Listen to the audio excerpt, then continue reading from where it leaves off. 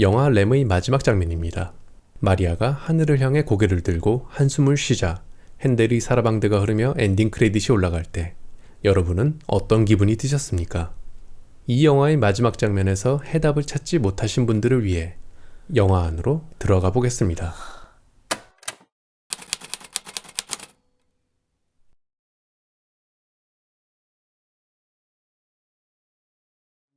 감독 발디마르 요한손의 장편 데뷔작 램의 스토리는 생각보다 간단합니다. 아이슬란드에서 양 목축업을 하면서 살고 있는 마리아와 잉그바르 부부는 어느 날 양의 새끼를 데려다 기르기 시작합니다. 그런데 알고 보니 그 새끼 양은 인간의 모습을 한 반인반수이고 그들은 그 새끼 양을 자식처럼 기르기 시작합니다. 그 와중에 잉그바르의 동생 피에투르가 이 집에 찾아옵니다. 피에투르와 마리아 사이엔 무언가 이상한 관계가 있는 것 같지만 이윽고 그는 다시 이 집을 떠나갑니다. 그런데 잉그바르는 새끼양 아다의 어른 버전 같은 반인반수에게 총을 맞고 그렇게 죽어버립니다. 그리고 새끼양은 반인반수의 손을 잡고 떠나가 버리고 뒤늦게 달려온 마리아는 허탈한 감정으로 하늘을 바라보며 영화는 끝이 납니다. 자, 요약하면 이렇게 간단하지만 우리가 이 영화를 보면서 가장 난해한 것은 이 등장인물들의 감정선을 따라가기가 어렵다는 것입니다. 많은 대화를 하지도 않고 설명도 되지 않는 상황에서 갑자기 난데없이 이야기들이 점프하듯 진행됩니다. 그래서 마지막에 이 영화의 엔딩에 도착했을 때 우린 무언가를 놓쳤다는 기분이 듭니다. 왜 이들 부부는 새끼양을 자식으로 받아들였을까? 영화 중간에 돌아왔다가 다시 떠나버린 피에투르는 이 영화에서 도대체 무슨 역할일까? 마지막에 잉그바르를 죽이고 떠나버린 반인반수는 도대체 무엇일까? 이 질문들에 대답하기 위해서 우린 먼저 이 영화의 수많은 디테일들을 조립해 볼 필요가 있습니다. 그렇다면 먼저 감독 발디마르 요한손이 이 영화의 세계관을 어떻게 세팅하고 있는지를 보겠습니다. 이 영화는 인트로와 3개의 챕터로 구성이 되어 있습니다. 그중 인트로 시퀀스의 마지막 샷을 한번 보죠. 이 샷은 집안에 있는 마리아를 어둠 속에서 지켜보고 있는 그 무언가의 시점샷입니다. 이 샷을 보면 아주 보란듯이 여기가 성당도 아닌데 굳이 화면 정중앙에 창틀로 십자가를 그어 놓았습니다. 우리는 앞서 장면에서 무언가가 이곳에 찾아온 것을 보았습니다. 그리고 이 영화의 배경이 아이슬란드이고 지금이 크리스마스라는 것을 라디오를 통해서 들었습니다. 크리스마스와 십자가, 그리고 그때 찾아온 그 무언가, 그러니까 이 영화는 그리스도교의 완벽한 상징으로 영화를 시작하고 있는 중입니다. 그리고 마리아가 있는 집이라는 공간, 밝고 따뜻한 조명이 이 공간은 가족의 공간이자 십자가의 공간입니다. 그 말은 신의 가호가 있는 공간, 성서의 질서 아래 있는 공간이라고 할 수 있겠죠. 하지만 바깥은 추운 바람이 부는 가혹한 공간입니다. 저는 램을 이 공간을 구분하여 보는 것이 아주 중요하다고 생각합니다. 감독 발디마르 요한손과 촬영감독 엘리 아렌손 또한 촬영 준비 단계에서 이 고립된 협곡 같은 촬영 장소를 찾아내는 것이 가장 중요했다고 합니다. 그러고 보니 이 영화에서 필요 이상으로 많이 보여지는 장면들이 무엇입니까? 마치 혹성처럼 보이는 아이슬란드의 풍경들이죠. 그리고 이번엔 이 영화의 전반부에서 감독 발디마르 요한손이 이 평화로워 보이는 가족들의 내면을 어떻게 보여주고 있는지 살펴보겠습니다. 잉그바르가 아마도 그것이 왔다 갔을 양 축사에 들어와 여물을 깝니다. 그리고 아내 마리아는 트랙터로 경작을 합니다. 그리고 잉그바르는 집으로 걸어갑니다. 그런데 이 걸어가는 장면을 다시 한번 보시죠. 인물이 걸어가는데 배경이 움직이지 않습니다. 러닝머신 위에서 촬영을 한 건지 배경을 합성한 건지 잉그바르는 걷지만 마치 제자리 걸음을 하는 것처럼 찍었습니다. 그러니까 잉그바르는 걷지만 앞으로는 나아가지 못하는 거죠. 그리고 결정적인 시퀀스가 있습니다. 자, 마리아는 3115번 양의 배를 만져봅니다. 그리고 의자에서 잠이 든 잉그바르를 찾아갑니다. 그리고 자기는 침대에서 잠이 듭니다. 그 다음에 이어지는 잉그바르의 뒷모습은 무언가 생각에 잠긴 듯 합니다. 그리고 버켓에 담긴 물에 비친 자신의 모습을 바라봅니다. 그리고 축사에서 노트에 무언가를 적습니다. 그 다음에 이어진 장면에선 마리아가 책을 읽고 있습니다. 저는 이 장황하게 편집된 시퀀스가 감독 발디마르 요한손이 이 영화를 연출하는 하나의 스타일이라고 생각합니다. 다시 보겠습니다. 의자에서 자던 잉그바르, 그리고 바로 침대에서 잠이 드는 마리아. 이들 부부는 잠을 따로 잡니다. 그리고 노트에 무언가를 적는 잉그바르. 그 다음에 이어지는 샷에선 책을 보는 마리아. 그러니까 이 시퀀스에선 두 부부가 비슷한 행동을 다른 공간에서 하는 것을 편집으로 연결시키면서 이 둘이 얼마나 서로 분리되어 있는가를 보여줍니다. 그리고 부부 사이 대화에 감정이 없습니다. 그들이 하는 대화라곤 오직 무미건조한 농장 업무에 관한 대화밖에 없습니다.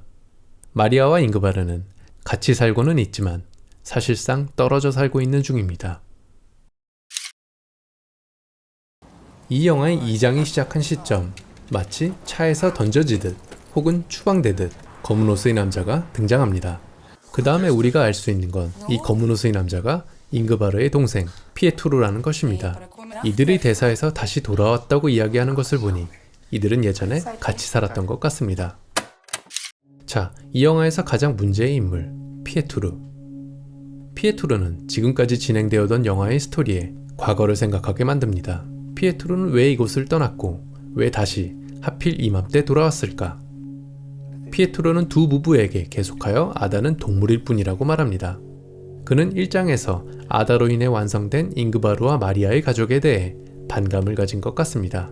그리고 2장의 마지막 장면, 고민을 하던 피에투르는 갑자기 아다를 데리고 나가 총으로 죽이려고 합니다. 하지만 방아쇠를 미처 당기지 못한 피에투르는 아다를 품에 안고 잠에 듭니다. 그런데 이 피에투르가 어디서 자고 있습니까? 앞서 1장에서 잉그바르가 잤던 바로 그 의자입니다. 게다가 이 편집 구조를 놓고 보면 이 두 씬은 정확하게 대칭합니다. 그러니까 이 장면만 놓고 본다면 아다의 아버지는 잉그바르가 아니라 피에투르인 것처럼 보입니다. 그리고 발디마르 요한소는 이 잉그바르와 피에투르를 단순히 형제라서가 아니라 똑같이 턱수염을 기르게 해서 다분히 의도적으로 비슷한 느낌으로 연출하고 있습니다. 피에투르의 과거 뮤직비디오를 보면 턱수염이 없죠. 그런데 마치 이 집에 오기 위해서 턱수염을 기른 것처럼 느껴지기까지 합니다. 그렇다면 앞서 새끼양 아다가 소파에서 자고 있던 피에투르를 바라본 이유는 그를 잉그바르로 오해해서 그랬던 건 아닐까요? 그리고 피에투르가 아다와 배를 타러 나가고 그동안 잉그바르와 마리아가 잠자리를 갖는 시퀀스를 보겠습니다. 여기서 피에투르와 잉그바르는 집안 가장의 역할을 둘로 분담해서 수행하고 있는 것처럼 보입니다. 아이의 아빠로서의 피에투르, 아내의 남편으로서의 잉그바르. 그리고 우리는 피에투르와 마리아 사이의 그 이상한 관계를 이미 보았습니다. 피에투르는 목욕하는 마리아를 훔쳐보고 잉그바르가 없을 때 그녀에게 추근덕대지만 마리아는 그것에 대해 큰 불쾌감을 보이지도 않습니다. 여기서 마리아의 리액션은 마치 들키면 안 된다는 듯한 반응입니다. 그럼 정리해보겠습니다. 마리아의 남편은 잉그바르입니다. 그런데 피에투르 또한 그녀의 또 다른 남편이라면 어떨까요? 마리아와 잉그바르, 피에투르는 예전에 같이 살았습니다. 그런데 피에투르는 그 어떤 이유로 이 집을 떠났을 것입니다. 그런데 새끼양 아다가 이 가족에게 오자마자 피에투르가 수염을 기르고 돌아왔습니다. 그는 잉그바르와 마리아, 그리고 새끼양 아다로 완성된 가정공동체에 자기의 자리가 없다고 생각했을지도 모릅니다. 그래서 아다를 죽임으로써 그 가정을 다시 부수려고 했습니다. 그런데 그는 그것을 부수는 대신 이 가족에서 지금 잉그바르가 점유하고 있는 그 아버지와 남편의 자리를 원하는 것처럼 보입니다. 그럼 질문을 해야 합니다. 왜 피에투르는 아다를 죽이지 못했을까? 이 영화에는 등장하지 않는 과거에 어떤 이유로 죽은 딸 아다가 사실 잉그바르의 딸이 아니라 피에투르와 마리아 사이에서 낳은 딸이라면 어떨까요? 그래서 딸 아다의 죽음으로 인해 피에투르는 이 집을 떠났고 마리아와 잉그바르는 잠도 따로 잘 정도로 해체된 사이가 된 것이라면, 그리고 이제 피에투르는 돌아와서 자신이 이 가정에서 진짜 아버지의 자리로 가려고 하는 것은 아닐까요? 이상하게도 이 영화에서 아다와 가장 시간을 많이 보내는 인물은 잉그바르가 아니라 피에투르입니다. 이 영화에서 가장 신비로운 존재를 할 수 있는 새끼양 아다. 영화 도입부에서 본 것처럼 아다는 크리스마스에 생겨났습니다. 하지만 이 크리스마스라는 시점 때문에 우리는 이 아다에게 어떤 종교적 상징성을 부여하고 싶어집니다. 하지만 중요한 게 있습니다. 예수의 탄생과는 달리 아다는 그때 태어난 것이 아니라 그냥 잉태되었을 뿐입니다. 그러니까 설정이 묘하게 엇갈려 있는 것입니다. 하지만 그런 엇갈림을 뒤로하고 이걸 기적이라고 믿고 싶은 건 비단 영화를 보는 우리뿐만이 아니라 이 영화의 주인공 마리아와 잉그바르 또한 마찬가지입니다. 그들은 3115번 양이 낳은 새끼를 빼앗아온 다음 거기에 자신들이 죽은 딸의 이름까지 붙여버렸습니다. 잉그바르와 마리아는 그러니까 이 새끼 양을 죽은 딸의 재림이라고 생각하는 것 같습니다. 그래서 1장의 마지막 씬에서 이들은 이렇게 행복한 표정으로 아다를 바라보고 있습니다.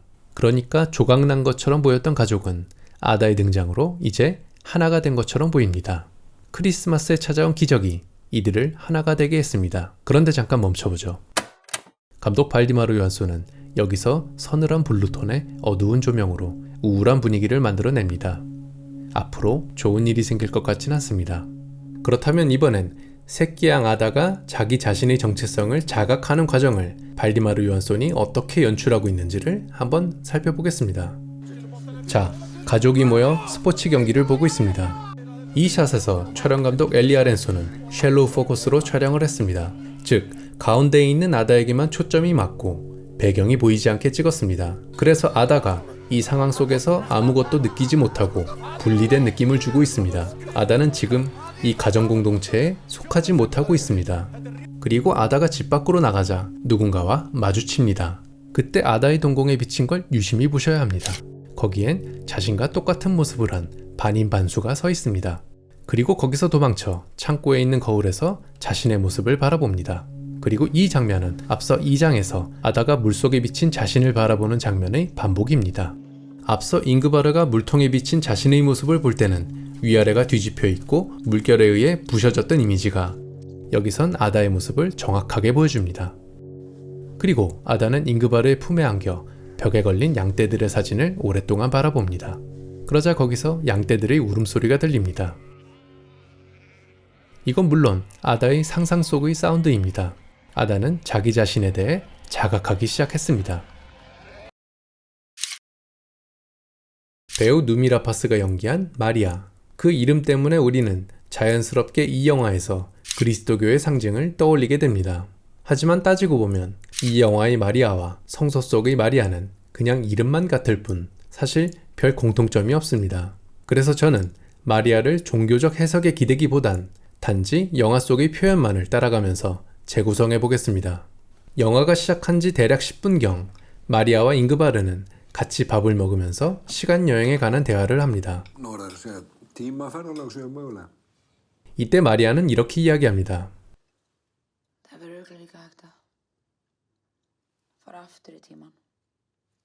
영화를 다 보신 분들은 이 대사의 의미를 알아차릴 겁니다.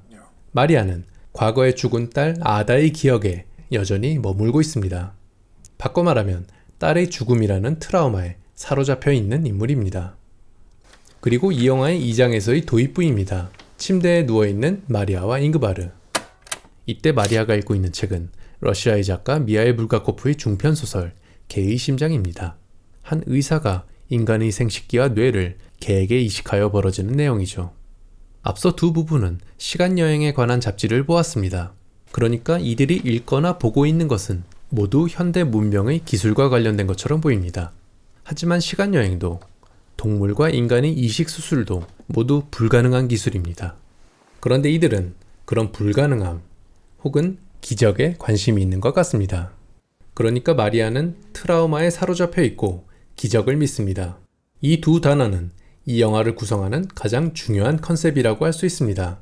마리아는 트라우마를 치유하기 위해 기적이 필요한 겁니다. 그런데 그 트라우마와 기적 사이에 죄가 들어섭니다. 그녀는 기적을 실현하기 위해 3115번 양의 새끼를 빼앗았습니다. 하지만 마리아가 저지른 그 죄는 결국 그녀의 꿈에 이런 방식으로 나타납니다. 이 꿈속에서 양들은 굉장히 공포스럽게 연출되었습니다. 마치 그녀를 위협하는 듯이 말이죠. 그녀가 꿈에서 깨자 때마침 3115번 양이 집 밖에서 또 울고 있습니다. 아마도 그녀가 꾼 악몽은 3115번 양의 울음소리가 만들어낸 것 같습니다. 그래서 그녀는 결심합니다. 그녀의 꿈속에 나온 그 이미지들, 그 죄의식을 제거하기로. 그래서 마리아는 총을 들고 나가 밖에서 울고 있는 3115번 양을 처형하고 매장합니다. 그렇다면 이 죄는 마리아의 바램대로 완전히 매장되었을까요? 좀 얄팍하게 표현하자면 이 영화는 마리아의 가족 완성 프로젝트라고 부르고 싶습니다. 마리아의 목표는 하나입니다. 과거로 돌아가는 것. 그러니까 마리아, 잉그바르, 아다라는 삼각형의 세계를 구현하는 것입니다. 그건 다름 아닌 가족이죠. 이 영화에서 잉그바르가 새끼양 아다에게 읽어주는 동화의 대사를 들어보겠습니다. Nú eru þau kóngur og drottning í ríki sínu. En allt var þetta því að þakka að Dimmalim var svo góð og þæg stúlka. 그러니까 가정이 다시 재건된 것입니다. 그리고 이 모든 것을 주도적으로 이끌어가는 인물은 다름 아닌 마리아입니다. 그녀는 새끼양 아다를 빼앗고 그리고 그 어미를 죽이고 매장하고 자신에게 추근덕대던 피에트루를 가두고 그리고 그의 고함 소리를 가리기 위해 피아노까지 연주하고 그를 손수 배움까지 하여 이 가족의 가장 얼룩 같은 존재였던 피에트루를 추방하는 일까지 가족을 유지하기 위해 그야말로 고군분투합니다. 피에트루를 보내고 돌아오는 길의 마리아의 표정을 보십시오. 기분이 좋아 보입니다. 그러나 그녀는 자신의 목적을 달성하기 바로 직전에 실패합니다. 잉그바르는 아다를 데리러 온 반인반수에게 총을 맞고 죽습니다. 그러니까 트라우마와 기적 사이에 지워져 있던 죄가 결국 벌이 되어 돌아왔습니다. 이 영화의 후반부, 마리아는 피에트루를 창고에 가두고 피아노를 연주합니다. 그리고 이어지는 불길한 사운드와 함께 주변 풍경샷들이 보여집니다. 집 밖에는 개가 죽어 있습니다. 그리고 처음으로 고양이가 집 밖으로 나와 있는 모습이 보입니다. 여기서 조금 더 이야기하고 싶은 건 이 영화에서 개와 고양이의 표현입니다. 이 영화에서 고양이와 개는 인간보다 좀 더 예민하고 인간이 알지 못하는 것을 아는 듯 보여집니다. 먼저 영화에 등장하는 보더콜리는 목양견입니다. 이 개는 인간들과 좀 더 깊은 유대감이 있습니다. 그래서 이 집을 지키려고 하는 것 같습니다. 그래서 아다 앞에 나타난 반인반수를 보고 달려들었다가 죽음을 당한 것이겠죠. 그리고 더 재미있는 건 고양이입니다. 고양이는 일종의 제3자의 입장에 있어 보입니다. 이 고양이가 아다를 물끄러미 바라보는, 여기서 벌어지는 일들을 내려다보는 샷들이 있다는 것을 기억하실 겁니다. 고양이는 개와 달리 인간과의 유대감은 조금 없어 보입니다. 그래서 집 안에만 있던 이 고양이가 처음으로 집 밖으로 나왔을 때 그건 고양이가 이제 이 집을 버렸다는 뜻일 겁니다. 이 집은 더 이상 자기가 살 집이 못 된다고 하는 것처럼 말이죠.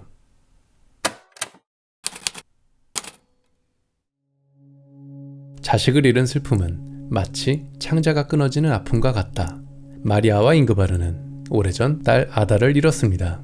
그래서 그들은 같이 살고는 있지만 대화도 없고 감정도 없이 그렇게 죽은 것처럼 살아갔던 것입니다. 그리고 이 영화의 1장에선 이 둘에게 아다라는 기적이 나타나 가족이 하나가 되는 스토리로 나아갑니다. 자식을 잃고 트라우마에 빠진 주인공을 다루는 영화들은 많습니다. 드니 빌레브의 Arrival, 데렉 시앵 프랭스의 The Light Between Oceans, 알폰소 쿠아론의 Gravity. 이 영화들의 주인공들은 모두 자식을 잃은 상실감에 빠져있고 영화는 그들을 측은하게 바라보고 그들을 치유하는 결말로 나아갑니다. 그런데 발디마르 요한소는 이것을 정말로 소름 끼치는 방향으로 전개합니다. 이 영화에서 마리아는 어떤 인물입니까? 2장에서 피에트루가 등장하면서 우리는 이 고통받던 인물들이 사실은 도덕적으로 완전히 타락했다는 것을 알게 됩니다. 게다가 자신의 아픔을 치유하기 위해 3115번 양의 새끼를 빼앗고 심지어 야만스럽게 죽입니다.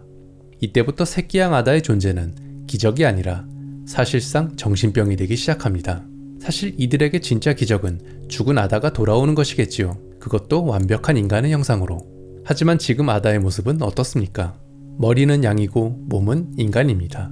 그런데 과거의 딸 아다를 상실한 트라우마에 사로잡힌 마리아와 잉그바르는 아다의 모습에서 양의 형상을 한 그 머리통은 보이지 않습니다. 이렇게 말할 수 있겠죠. 그들은 기적에 미친 상태입니다. 새끼양 아다는 예수 탄생의 기적과 아무 상관이 없습니다. 그리고 마리아도 동정녀 마리아와 아무 상관이 없습니다. 이 영화는 기적을 믿는 사람들을 괴물처럼 바라보고 있습니다. 그런데 이 영화는 여기서 한 걸음 더 나아갑니다. 자식을 너무 사랑하고 너무 그리워하고 그래서 고통받는 것은 인간이라면 당연한 거죠. 그런데 이 인간다움이 이들을 괴물로 만듭니다. 자신들의 아픔과 고통을 치유하기 위해 인간은 그 얼마나 많은 야만을 저지르고 있습니까? 이 영화는 우리가 최고라고 여기는 그 인간다움이라는 가치에 대해 의문을 제기하고 있습니다. 그래서 이것은 안티 휴머니즘입니다. 저는 이 영화 레미, 봉준호 감독의 마더처럼 우리에게 잔혹한 질문을 하는 영화라고 생각합니다. 그럼 이어서 이 영화의 배경, 아이슬란드에 대해서 잠시 생각해 봐야겠습니다. 아마도 여러분께서 보신 많은 SF 영화들이 아이슬란드에서 촬영했습니다. 이 영화의 주연 누미라파스가 등장한 리들리 스캇의 프로메테우스, 조셉 카진스키 오블리비언, 크리스토퍼 놀란의 인터스텔라 등 아이슬란드의 풍경을 보면 지구가 아닌 다른 혹성 같은 문명이 도착하기 이전의 태고적 분위기가 느껴집니다. 음악을 좋아하시는 분들이라면 아이슬란드의 밴드 시기어로서의 곡들이 가진 그 신비로운 분위기를 잘 아실 겁니다. 이런 풍경의 분위기에 어울리게도 이곳 아이슬란드 사람들에겐 정령을 믿는 토속신앙이 기저에 깔려 있습니다. 마치 우리가 귀신을 두려워하고 풍수를 믿거나 하는 것처럼 말이죠. 그런데 재미있는 건 아이슬란드는 기본적으로 그리스도교 국가라는 겁니다. 신비로운 토속신앙과 그리스도 신앙이 공존하는 나라.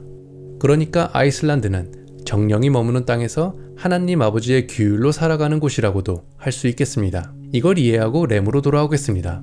램에 나오는 인물들은 영화 인트로에 보여진 것처럼 기독교의 규율 아래 살아가는 혹은 신의 가호 아래 살아가는 가족입니다. 아마도 램이 보통의 공포영화였다면 그 반인반수가 집안으로 쳐들어와서 온 가족을 위협하는 스토리가 되었을지도 모를 일입니다. 그런데 이상하게도 이 반인반수는 집에 들어오지 않습니다. 영화 인트로에서도 중간에 아다를 찾아올 때도 이 집에 들어가지 못하고 집 밖을 서성거린다는 느낌을 줍니다. 마지막에 잉그바르를 총으로 처형할 때도 그가 아다를 밖으로 데리고 나온 바로 그 시점에 죽입니다. 저는 초원위에 세워진 이 집이 영화에서 잉그바르의 대사처럼 일종의 왕국 같다는 생각이 듭니다. 그리스도의 규율과 가호가 있는 왕국. 그런데 문제는 이 영화에서 그 신의 규율대로 사는 인간이 단 한 명도 없다는 겁니다. 영화 램을 성경의 모티브로만 해석한다면 잉그바르의 죽음은 신의 형벌이라고 봐야겠죠. 그렇다면 반인반수는 그리스도의 율법에 어긋난 인간들을 벌주기 위해 신이 파견한 대리인일까요? 아니면 그 자체로 신일까요? 이 영화에서 이 반인반수에겐 그 어떤 신의 표식도 신의 대리인이란 어떤 증거도 없습니다. 그냥 영화에서 보여진 그대로 표현하자면 이 반인반수는 이 거대한 풍경 속 어딘가에서 불현듯 생겨난 것처럼 보입니다. 마지막에 떠날 때도 풍경 속으로 그렇게 사라져버립니다. 이 부분을 좀 더 설명드리기 위해 이 영화의 촬영 감독 엘리 아렌손의 인터뷰 중 일부를 소개하겠습니다. 이 영화의 아이슬란드어 제목 드리트는 사실 번역이 불가능합니다. 그것은 일종의 아이슬란드 민속 단어로서 젠틀한 야수 혹은 동물들보다 한 차원 높은 어떤 생명체 같은 것입니다. 이 영화에서 자연은 중요한 역할을 합니다. 거기엔 자연을 통제하려는 인간의 시도를 감시하는 불길한 느낌이 있습니다. 마리아는 피에투르를 추방하면서 목적을 거의 달성했습니다. 하지만 그녀는 뜬금없이 정말로 아무런 예고도 없이 그 대가를 치릅니다. 신에 의해서? 저는 그렇게 생각하지 않습니다. 그들은 아이슬란드의 이 숭고한 풍경 앞에서 대가를 치릅니다. 마지막에 죽은 잉그바르를 끌어안고 아다가 떠나간 곳을 바라보는 마리아의 시선엔 무엇이 보입니까? 그냥 아무것도 없는 풍경입니다. 이 정령의 세계, 그리스도교가 미신이라고 부르는 그 자연의 세계가 이들의 죄를 벌합니다. 한마디로 미신에게 처벌받는 유일신의 세계. 저는 이 영화를 보는 내내 생각했습니다. 왜 이렇게 필요 이상으로 풍경의 샷들이 많이 보여지는가? 발디마르 요한손은 아이슬란드 관광 홍보 영화를 찍은 게 아닙니다. 저는 그가 그렇게 고생을 해서 이 촬영 장소를 택한 이유가 있어 보입니다. 그들이 사는 집은 거대한 계곡 사이에 고립되어 있습니다. 그리고 발디마르 요한손은 이 영화에서 인간들 혹은 마리아와 잉그바르가 사는 집을 보여줄 때 극단적인 와이드 앵글로 촬영하여 그들이 마치 풍경 속에 압도된 것처럼 보잘것없는 것처럼 보여줍니다. 신의 가호 아래 살아가는 인간들의 군상은 이 풍경 앞에서 얼마나 초라합니까? 왕국을 재건하려다 실패한 마리아의 한숨 짓는 표정은 그래서 그렇게 무기력하게 보이는 것입니다. 이제 그녀의 곁엔 아다도 잉그바르도 피에투르도 없습니다. 그녀는 이 광활한 풍경 속에서 앞으로 혼자 생존해야 할 것입니다. 풍경이 신보다 더 숭고한 나라 아이슬란드. 저는 발디마르 요한손의 장편 데뷔작 램이 그래서 그야말로 아이슬랜딕한 발상의 영화라고 생각합니다.